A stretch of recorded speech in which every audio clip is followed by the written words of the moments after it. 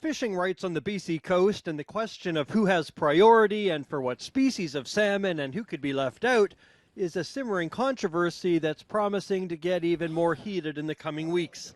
A recent town hall in Duncan saw 1,400 recreational fishers speak out about their concerns, and more town halls are planned for the island. If we say that fish are no longer a common property resource, the public right to fish disappears. And so from our perspective, we have very few rights in Canada as Canadians, but we are going to defend those rights.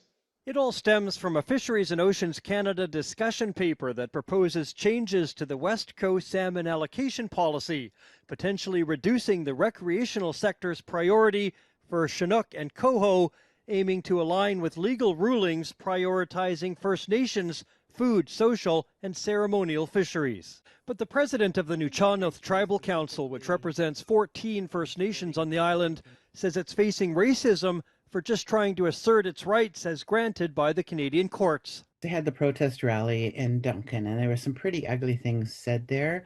Anytime there's an article, through social media, those kind of racist comments come out against First Nations people. A fishing guide we spoke to who attended the town hall said organizers shut down anyone trying to make racist comments. No one has ever tried to diminish or say that First Nations rights don't exist, and everyone has said, yes, First Nations rights under Section 35 are priority rights over the public. We recognize those rights. We recognize the Ahousa decision. The Ahousa decision of 2009, confirmed twice by the BC Court of Appeals, found 5 First Nations on the coast had a right to a commercial fishery. It's why the DFO is proposing salmon allocation changes in order to address the fish needed for the First Nations commercial fishery. The recreation fishery needs to understand the fishery is not being shut down. Everybody can still go out and fish. It's just a matter of how much, and that's what, that has to be decided.